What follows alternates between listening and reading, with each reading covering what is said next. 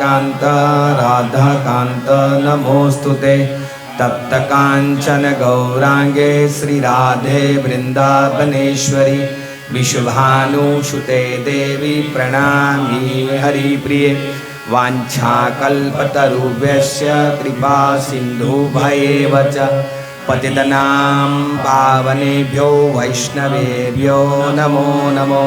जय श्री कृष्ण चैतन्य प्रभु नित्यानंद श्री अद्वैत गदाधर शिवासादि श्री गौर भक्तवृंद। हरे कृष्णा कृष्ण कृष्णा हरे हरे, हरे राम राम राम हरे हरे। हरे कृष्णा कृष्णा कृष्णा हरे हरे, हरे राम राम राम हरे हरे। हरे कृष्णा कृष्णा हरे हरे, हरे राम राम हरे हरे। हरे कृष्ण। तो निर्जला कोने करी छे? हाथ ऊंचा कर दो जरा। बाकी बधा सफला सला साफ सारू घणું સરસ। એકાદશીનો પાવન પર્વ, ભગવાનના પવિત્ર નામનું સંકીર્તન, ભગવાનની દિવ્ય કથામાં કીર્તનની અંદર પણ અનેક પ્રકાર હોય છે। ભગવાનની કીર્તિનું ગાન કરવું। ભગવાન આવા છે ગિરિરાજજી ધારણ કરવાવાળા ગિરિરાજજી છે ભગવાન। બંસીવટની ઉપર બંસી ધારણ કરવાવાળા છે ભગવાન। યમુનાના તટની ઉપર રાસ રમવાવાળા છે ભગવાન। આ ભગવાનની કીર્તિ છે ભગવાનની, અને આ કીર્તિનું ગાન કરવું એક કીર્તન છે ભગવાનની। ગુણ મહિમા ભગવાનની અનેક પ્રકારની ગુણ મહિમા ગાવી એ ભગવાનની કીર્તિનું ગાન છે। તો પર્વ આજે એકાદશીનો છે, અને એકાદશીના પર્વની અંદર ભગવાનની મહિમાનો ગુણ મહિમા ગવાય। એકાદશીની અંદર બી વિશેષ એકાદશી જેને નિર્જલા એકાદશી કહેવામાં આવે। હવે નિર્જલા એકાદશી એટલે એકદમ તપસ્યાબદ્ધ એકાદશી જેને કહેવામાં આવે છે, હે ને? એટલે જ મેં પહેલાં પૂછી લીધું કોને નિર્જલા કરી છે એમ। તો એકાદશી એકદમ તપસ્યાબદ્ધ એકાદશી, જેને બહુ તપસ્યાના અનુકૂળતાથી કરવામાં આવતી એકાદશી છે। આમ તો એકાદશીનું નામ લઈએ, ઘણા લોકો પહેલી વાર જ્યારે એકાદશી નહીં કરતા હોય એને એકાદશી કરવાનું કહીએ તો 1.5 દાડાની એકાદશી, બાપરે! અમે તો રાત્રે ઉપવાસ કરીએ ને રાત્રે પર ભેર હું પેટ ભરીને દાળ ભાત શાક રોટલી ખાઈને જ્યારે ના ખાઈએ ત્યાં સુધી ઊંઘ નહીં આવે, અને ખાઈ લઈએ ઉપવાસ છોડી લઈએ એટલે ઊંઘ આવી જાય।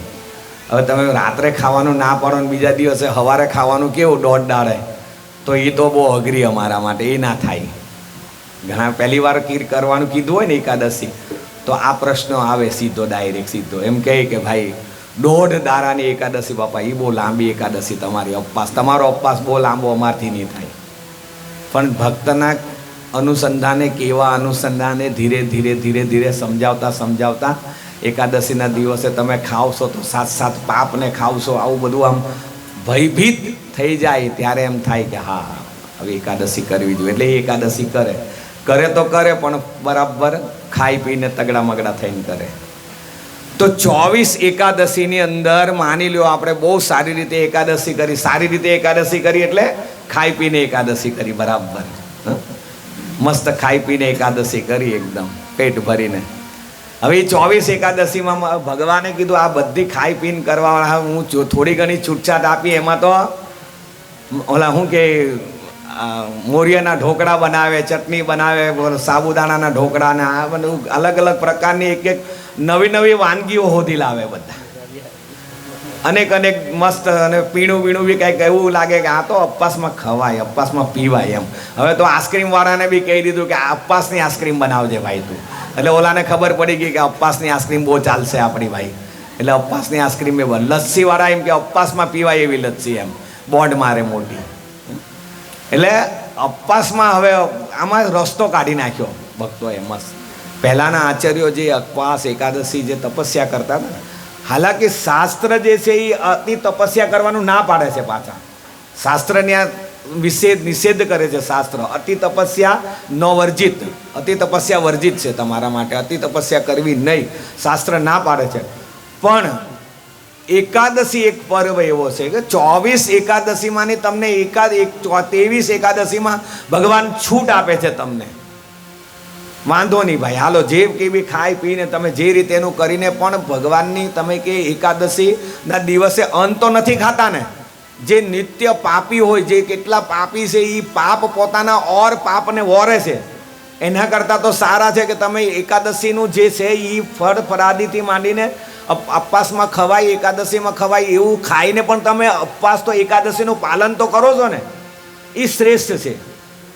એનાથી બી ભગવાન તમને ઓર ઊંચા લાવવા માંગે છે. ભગવાન તમારી ભક્તિને પ્રજ્વલિત કરવા માંગે છે. ભગવાન એમાંના ભગવાન એમ કહે છે કે 23 એકાદશી તમે કરી હોય અને 23 એકાદશીના દિવસે 23 એકાદશીની અંદર આની કાની રીતે કોઈ પણ અપરાધો દ્વારા થઈ ગયા હોય, એકાદશીના વ્રતમાં તમારો અપરાધ થઈ ગયો હોય, કંઈ પણ થઈ ગયું હોય, અથવા તો 23 એકાદશી એકમાંથી 1-2 એકાદશી તમારાથી છૂટી ગઈ હોય, નહીં થઈ હોય, કોઈ કારણસર એકાદશી નહીં થઈ હોય, તો એમાં ભગવાન એટલા કરુણામય દયામય ભગવાન એમ કહે છે કે 23 એકાદશીનું કરતાં એક એકાદશી એવી છે જેને નિર્જલા એકાદશી કહેવામાં આવે.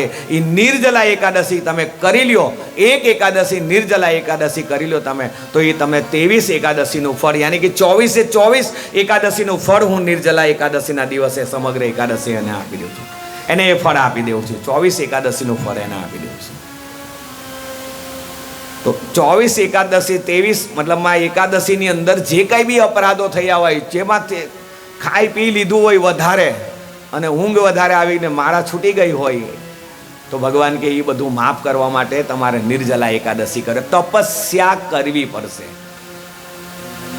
23 એકાદશીમાં બહુ ખાધું હોય ને તો એક એકાદશીની અંદર કાંઈ નહીં ખાવાનું ના પાડ્યું ભગવાને. અરે ખાવાનું તો નહીં, પણ ખાવાનું પીવાનું નહીં. ભગવાન કે નહીં, આ તપસ્યા તમારી, આ સજા તપસ્યા ભગવાન કહે. હા ને, તપસ્યા ભગવાન. ભગવાન બહુ દયાળુ છે, બહુ કરુણામય દયાળુ છે ભગવાન. હમણાં ઠંડો પવન આવે ને તો જેને નિર્જલા લીધી કરી હોય ને એને એમ લાગે કે એક ઘૂંટડો પાણી પી લીધું મેં. હા, ઠંડો પવન આવે એટલે એમ થયું એક ગ્લાસ પાણી પી લીધું મેં. તો ભગવાન પાણી મોકલે છે ઠંડો પવન દ્વારા, એક ઘૂંટડો 2 ઘૂંટડા આમ લાગે. હા, જેને એકાદશી, જેને પાણી જ નથી પીધું એને ઠંડો પવન આવે ને તો એને એમ થઈ જાય હોય 2 ઘૂંટડા પાણી મળી ગયું. હા જ ભગવાન શાંતિ થઈ ગઈ. એસીમાં હોય તો દરિયામાં ઉતેલા હોય એવું લાગે. એની વાત આવશે, તમે શાંતિ રાખો, એ કંઈ છોડવાનું નથી. તો બહુ સુંદર એમ કહે છે કે તપસ્યા, શાસ્ત્ર તપસ્યા વર્જિત છે, પણ ભગવાન બહુ કરુણામય છે. તમારી પાસે તપસ્યા કરીને તમારું સર્વસ્વ બધું જેટલું પણ વસ્તુ છે ને એ બધું વસ્તુને તમને પ્રદાન કરવા માંગે છે. એકેય વસ્તુ તમારું છૂટવું નહીં જોઈએ. શા માટે? તમારી 23 એકાદશીનું ફળ તમને પૂર્ણ રૂપે કેમ નહીં મળવું જોઈએ? 24 એકાદશીનું પૂર્ણ રૂપે ફળ તમને કેમ નહીં મળવું જોઈએ? એ ફળને પ્રદાન કરવા માટે ભગવાને 24મી એકાદશી, જેને નિર્જલા એકાદશી તરીકે ભગવાને પ્રદાન કરી છે. કે એ વ્યક્તિને કોઈ એકાદશી કરે એને 23 એકાદશીનું પૂર્ણ ફળ એને પ્રાપ્ત થઈ જાય. અરે 5 પાંડવ ભગવાનના નિત્ય સંગી હતા. ભગવાનના જો બહુ સુંદર કહે છે કે એક દિવસ નહીં ખવડાવીને ભગવાન તમારામાં રહેલી ખાવાની લાલસા, જે કામના છે ને એને નષ્ટ કરે છે ભગવાન. બાકી એકાદશીના દિવસે સવારથી કહીને ગયા હોય કે ભાઈ બપોરે ઢોકળા બનાવી રાખજે, મોરિયાના ઢોકળા બનાવી રાખજે, શીરો બનાવી રાખજે સારો સારો, સવારથી કહીને જાય. આ ખાવાનું ચિંતન તમારું સવારથી ચાલતું હોય, તમે સવારથી કહીને ગયા હોય કે આજે તો એકાદશી છે ભાઈ, આજે તો ઓલો શક્કરિયાનો શીરો, ઓલા એનો લોટનો શીરો, રાજગરાના લોટનો ને શું કે સિંગોડાના લોટનો શીરો, વળી દૂધ નાખીને ઘી નાખીને આવું બધું સવારના કહીને ગયા હોય. બપોરે આવે ચિંતન, તમારું જે આહાર લેવાનું, જે ભોજન પ્રાપ્ત કરવાનું, જે ઇન્દ્રિયોને તૃપ્ત કરવાનું ચિંતન છે ને એ ચિંતન તમારું સદા માટે રહેવાનું છે. તો ભગવાન કહે છે એ ચિંતનને મારવા માટે, એ ચિંતનને નષ્ટ કરવા માટે ભગવાને નિર્જલા એકાદશી કરાવી છે. ભગવાને જે ખાવાની લાલસા જે છે ને એ લાલસાને, એ ઇન્દ્રિયોને મારવા માટે, જે તૃપ્ત ઇન્દ્રિયો, જેને જીભા ઇન્દ્રિય કહેવામાં આવે છે, એ જીભા ઇન્દ્રિયને મારવા માટે, એનો હરાસ કરવા માટે ભગવાને નિર્જલા એકાદશી કરાવરાવે છે આપણી પાસે. એ તપસ્યા છે. એટલે ભગવાન કરુણામય છે. એ તપસ્યા કરાવીને પણ તમારું કાર્યને વધારી રહ્યા છે, તમારું કાર્યને શ્રેષ્ઠ બનાવી રહ્યા છે, પવિત્ર બનાવી રહ્યા છે ભગવાન, નિર્જલા એકાદશી કરાવીને.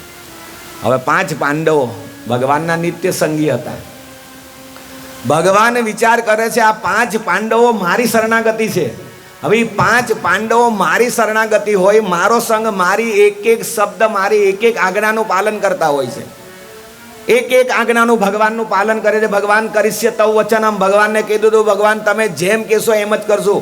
કારણ એક જ વસ્તુ હતું, ભગવદ્ ગીતાનું જ્ઞાન. ભગવાને પોતાનું ગુહ્યતમ જ્ઞાન જે છે ને એ યુદ્ધના મેદાનની અંદર, ભર સભાના ને યુદ્ધના મેદાનની અંદર ભગવાને કહી દીધું. અને એ સમગ્ર જ્ઞાનને પ્રાપ્ત કરી લીધેલાલો જીવ છે. હવે એ આડો અવડો ન જાય, બીજી બાજુ ન જાય. ભગવાનનું જ્ઞાનને એક વખત પ્રાપ્ત કરી લીધું કે આ જગતના નિયંતા પૂર્ણ પુરુષોત્તમ પરમેશ્વર ભગવાન છે, એના સિવાય બીજું અન્ય કોઈ નથી. અને મૂળ જો હોય તો એ કૃષ્ણ. મૂળને પાણી નાખવાથી બધા સમગ્ર દેવી દેવતાઓથી માનીને દારી પાન બધું ફળ ફ્રૂટ બધું ફલીફ્રૂટ થઈ જાય છે. આ વસ્તુ જેને સમજાઈ જાય એવી સ્થિતિની અંદર 5 પાંડવો હતા. એ પરિસ્થિતિમાં 5 પાંડવો હતા. એને સમજાઈ ગયું હતું કે ભગવાન નિયંતા છે આ જગતના. એટલા માટે ભગવાનને કહી દીધું કરીશ્ય તવ વચનમ, ભગવાન તમે જેમ કહેશો એમ કરીશું. હવે એ જ 5 પાંડવો ભગવાન શ્રી કૃષ્ણના શરણમાં હોય, એની ભક્તિ કરીને એ ભગવાનના વૈકુંઠ ધામને પ્રાપ્ત કરે. હવે એમાંના 5 પાંડવોની અંદર એક હતા વ્યકોદર, જેને કહેવામાં આવે ભીમ. વુકોદર જેને કહેવામાં, જેને ભીમ કહેવામાં આવે. હવે એ ભીમ જે છે, એ ભીમ જો છેલ્લી ઘડીએ એને ભોજન પ્રત્યે બહુ પ્રીતિ હતી. એને ભીમને ભોજન પ્રત્યે બહુ પ્રીતિ હતી, બહુ પ્રીતિ. ભોજન જેટલું ભોજન આપો એ સમગ્ર ભોજન, બધું જ ભોજન એ આરોગી જાય. સમગ્ર ભોજન જેટલું ભોજન આપો એના માટે એને તૃપ્તિ નહીં મળે એને. હવે આવા ભીમ જે છે, એક વખત જે લાડુ હતા ને, 20 નાખેલા લાડુ દુર્યોધને બનાવ્યા. અને એટલા બધા લાડુ બનાવ્યા 20 નાખીને અંદર.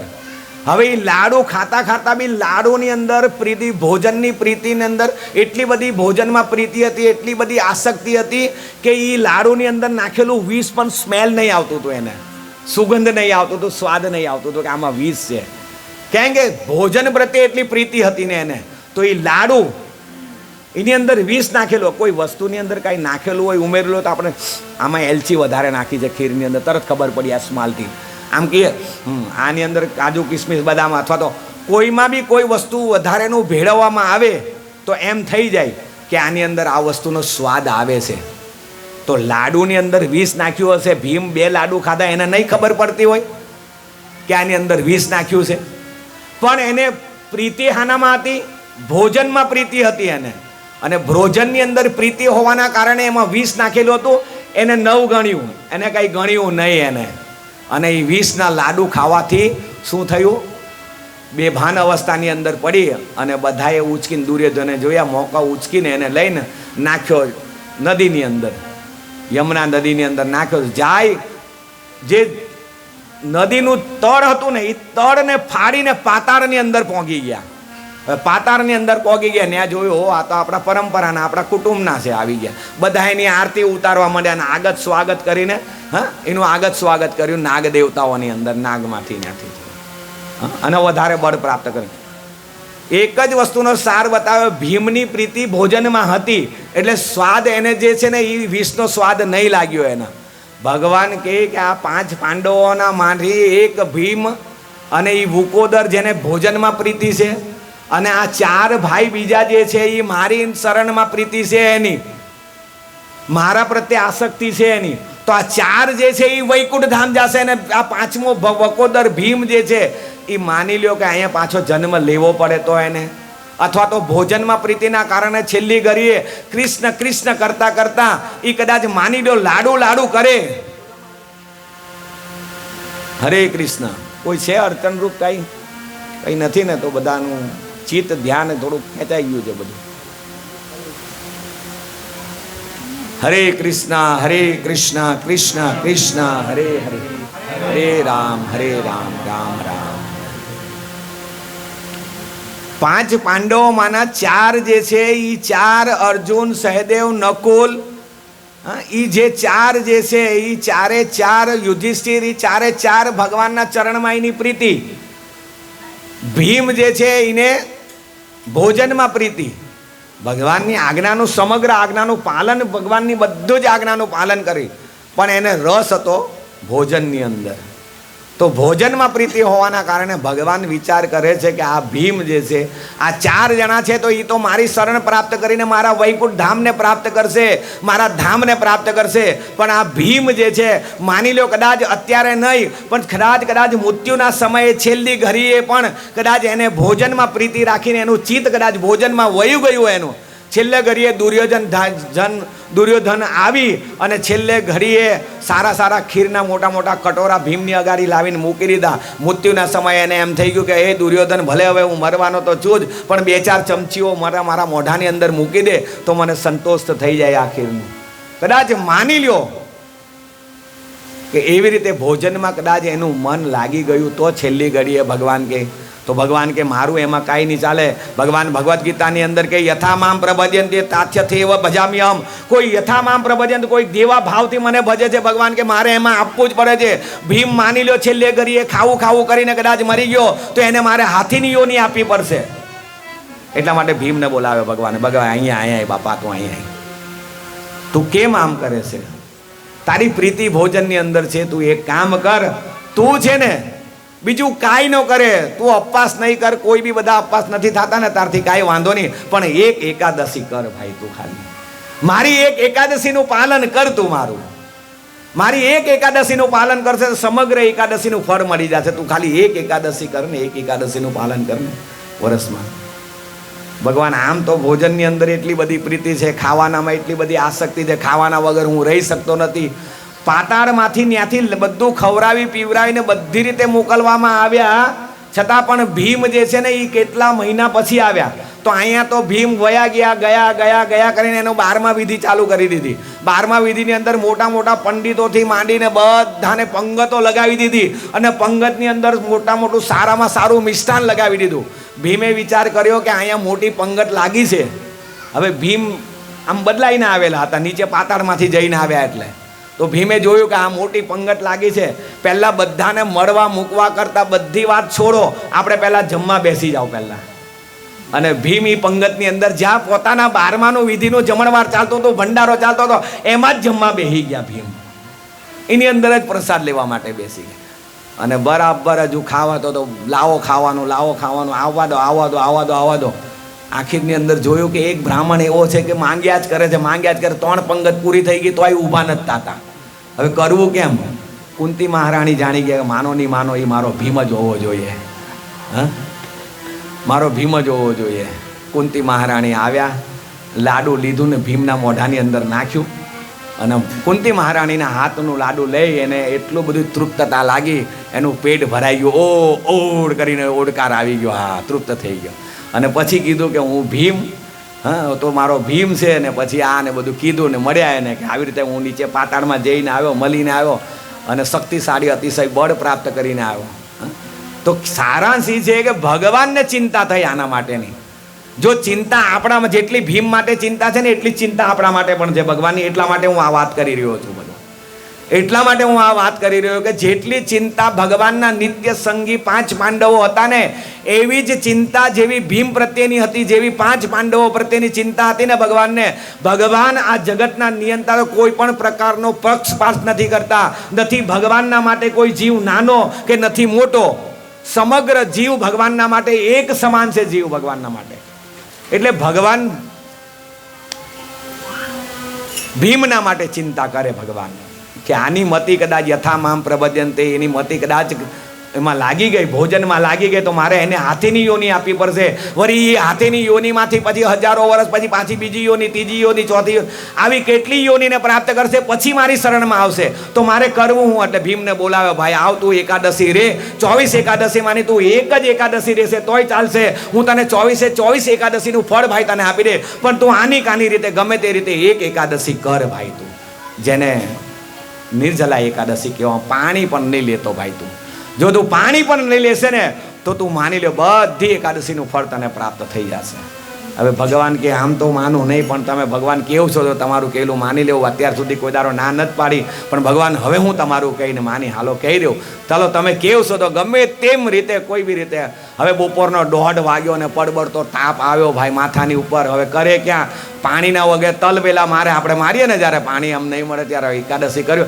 આજે તો ભગવાનની કૃપા છે, 9 વાગે વરસાદ પડી ગયો અને એકદમ ઠંડક કરી નાખી, અને ઠંડો ઠંડો હવાનો પવન 9, 9:30, 10 વાગ્યેથી જ ચાલુ થઈ ગયો છે.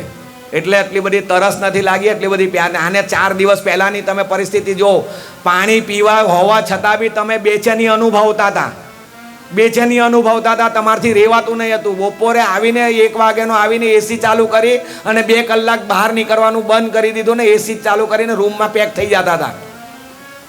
આજે ભગવાનની કૃપાના કારણે 9 વાગ્યાની અંદર 10 વાગ્યામાં વરસાદ આપી દીધો. ભગવાને એકદમ ઠંડક કરી દીધી, અને ઠંડક કરી દીધી. આ ભગવાનની કૃપા છે. તમારી પાસે તપસ્યા કરાવે છે ભગવાન, પણ તપસ્યા કરાવવાની સાથે તમારું ધ્યાન પણ રાખે છે, દેખભાળ પણ રાખે છે ભગવાન.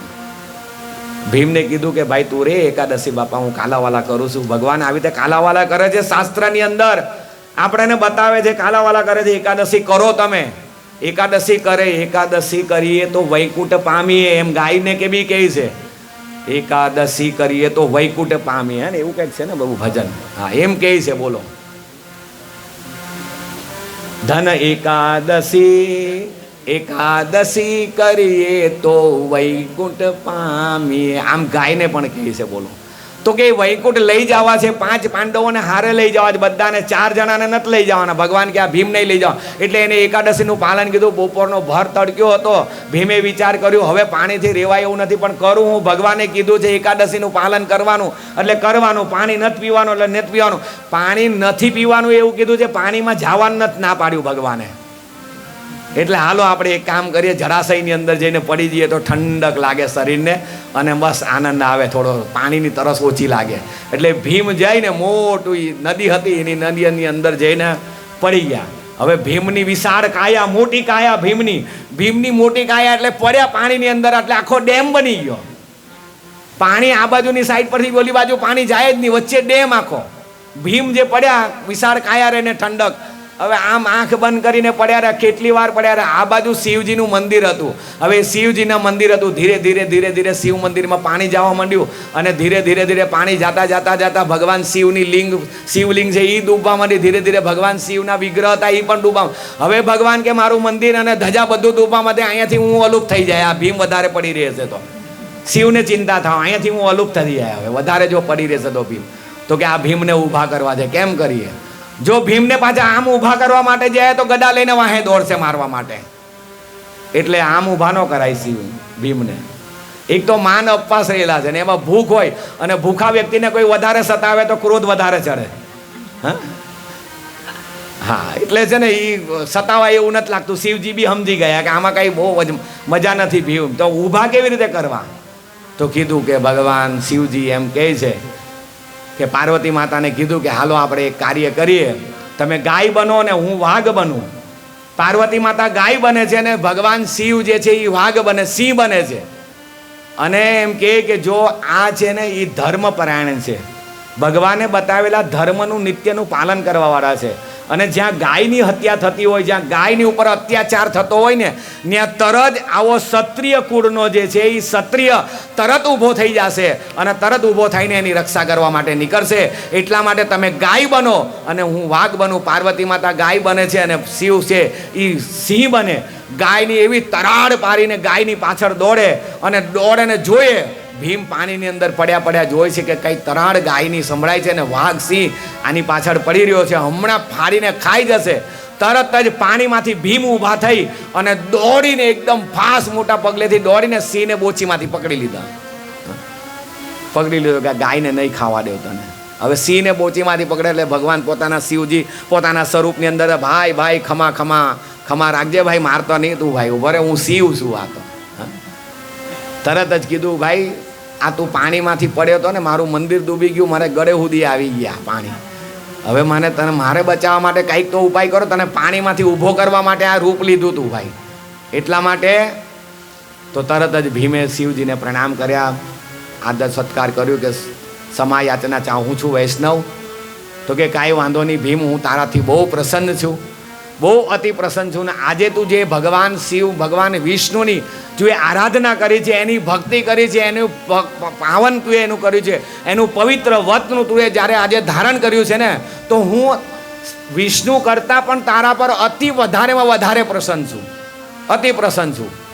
એટલા માટે આ જે એકાદશી જે છે ને, આ જે ઉપવાસ જે કર્યો છે ને, એ ઉપવાસનું ફળ 24 એકાદશીનું આ જગતના જન લોકો જે છે એ તારી જ રીતે તને જ યાદ કરીને, તારી રીતે તને જ યાદ કરીને આ એકાદશી નિર્જલા એકાદશી કરે, તો એને પણ તને જેવી રીતે 24 એકાદશીનું ફળ એક એકાદશી કરવા માત્રથી 24 એકાદશીનું ફળ પ્રાપ્ત થાય છે, એવી રીતે જગતના જન લોકોને પણ હું વરદાન આપું છું કે જગતના જન એકાદશી જન લોકો પણ તને યાદ કરીને આ નિર્જલા એકાદશી, કોઈ પાણી વગરની નિર્જલા એકાદશી કરશે ને, તો એને પણ 24 એકાદશીનું ફળ એને પ્રાપ્ત થશે. એ હું વરદાન આપું છું, શિવજીએ કીધું.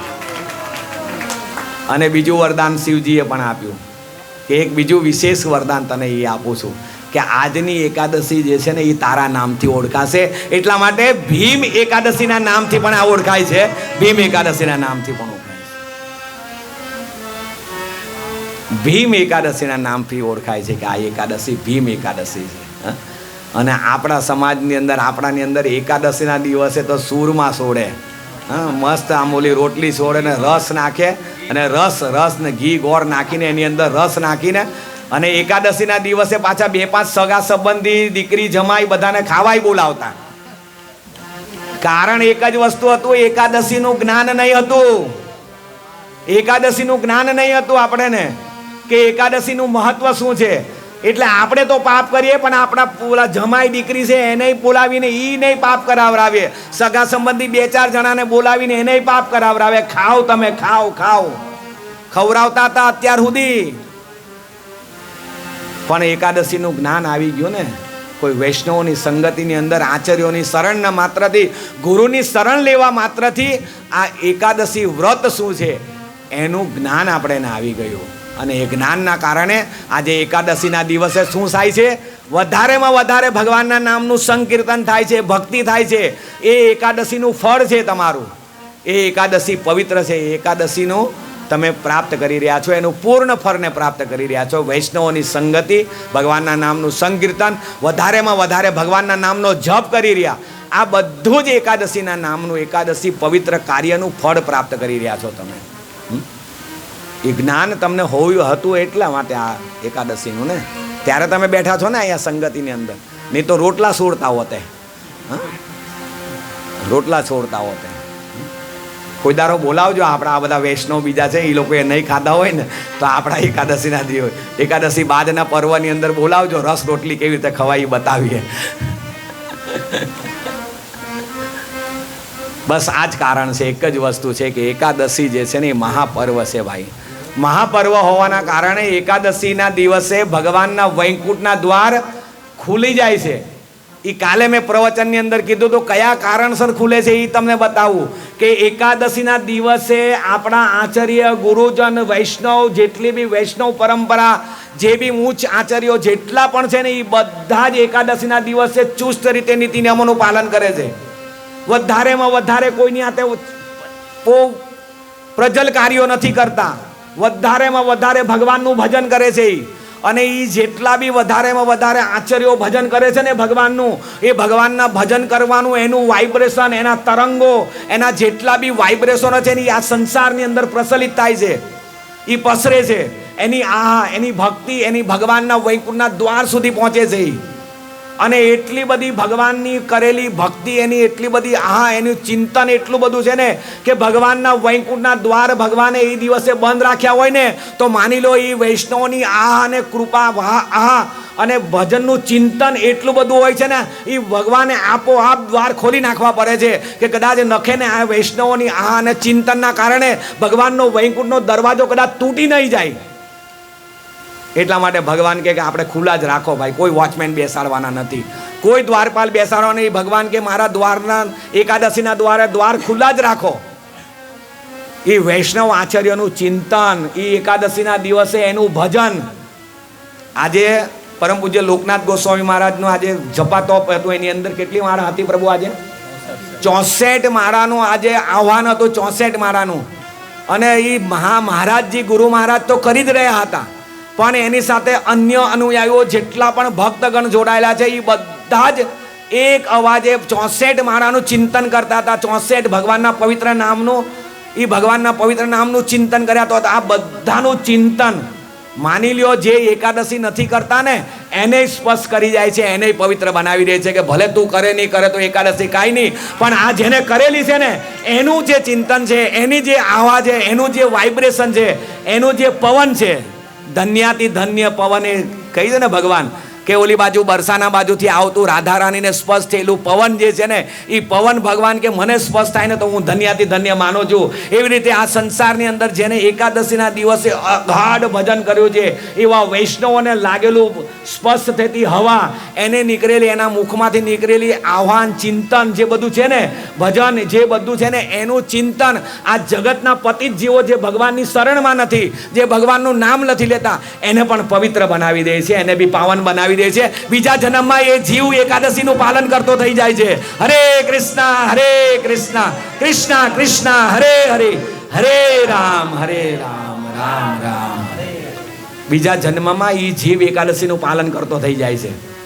ઘણા ખરા એવા છે કે હમણાં જ એકાદશીનું પાલન કરતા થઈ ગયા 2-4 મહિનામાં. એનું કારણ એ હતું કે ગુરુ મહારાજો અને ભગવાનના વૈષ્ણવ ભજનો જે ચિંતન કરતા હતા ને એનો પવન એને લાગી ગયો હશે. આપણે કહે ને રાત્રે ઓલી બાજુ જવાનું નહીં, કઈ જગ્યા પર આંબલીને અને પીપળા અને લીમડાની નીચે નહીં જવાનું, પ્રેતનો પવન લાગી જશે અને ધૂણવા માંડે. એવી રીતે વૈષ્ણવ આચાર્યનો પવન લાગી જાય ને તો એ આપોઆપ એકાદશીમાં કે ભજનમાં ધૂણવા માંડે. હરે કૃષ્ણ કૃષ્ણ કૃષ્ણ હરે હરે, હરે રામ રામ રામ હરે હરે. ખૂબ ખૂબ ધન્યવાદ છે જેને એકાદશીનું પાલન કર્યું છે. ભલે નિર્જલા, જલા, સસલા, ફલા જે કર્યું હોય પણ એકાદશીનું પાલન કર્યું છે. એ બહુ પવિત્ર જીવ છે અને ભગવાનના નિત્ય નિરંતર દાયરાની અંદર આવી ગયા છે. ભગવાનના એક દાયરો હોય છે, જે રક્ષક સૂત્ર જેને કહેવામાં આવે છે, જે રક્ષક હોય એ આખું રક્ષક ચક્કર હોય, એ ભગવાનના રક્ષક ચક્રની અંદર આવી ગયા છે. હવે એને કોઈ વધારે છેડે નહીં ભાઈ, એને કોઈ વધારે હેરાન નહીં કરે. જે એકાદશીનું નિયમનું પાલન કરે છે, જે એકાદશી વ્રતનું પાલન કરે છે, એમાં વધારેમાં વધારે એકાદશીનું એક જ કાર્ય હોય છે. એકાદશીના દિવસે સમગ્ર શાસ્ત્ર, સમગ્ર ગુરુ આચાર્ય એક જ આંગળી ચીંધે છે. એકાદશીના દિવસે બની શકે એટલું વધારેમાં વધારે ભજન કરવું, બસ બીજું કાંઈ નહીં કરવું. વધારેમાં વધારે ભજન કરવું, બસ એકાદશી, એને એકાદશી કહેવાય. એને એકાદશી કહેવાય કે વધારેમાં વધારે ભજન કરવું. બસ વધારેમાં વધારે લોકો ખાઈ પીશે, વધારેમાં વધારે લોકો ખાઈ પીશે. એ ખાવા પીવાનું છોડવા માટે એકાદશીના દિવસે ખાવા પીવાનું છોડી દો ને વધારેમાં વધારે ભજન કરો. બસ બીજો વિશે શું જોઈએ છે? એકાદશીના દિવસે વધારેમાં આમ લોકો વધારે ખાઈ પીશે તો એ ખાવા પીવાનું છોડાવી અને વધારેમાં વધારે એ દિવસે ભજન કરાવરાવે, એ એકાદશી. એટલા માટે એકાદશીના નિયમનું પાલન સુંદર છે અને જીવોનું કલ્યાણ કરવાવાળું છે. આજ સાથે હું મારી વાણીને વિરામ આપું. ખૂબ ખૂબ ધન્યવાદ. ઘણું કહેવાનું આવે પણ સમય અનુસંધાને ભગવાનનો પ્રસાદ બી છે અને કીર્તન પ્રસાદ, રસ પ્રસાદ, બધો પ્રસાદ અહીંયા વિતરણ થઈ જ રહ્યો છે. તો જેવી જેવી ભાવના, જેવી જેવી ઈચ્છા એ પ્રમાણે રસનું આસ્વાદન કરો. હરે કૃષ્ણ.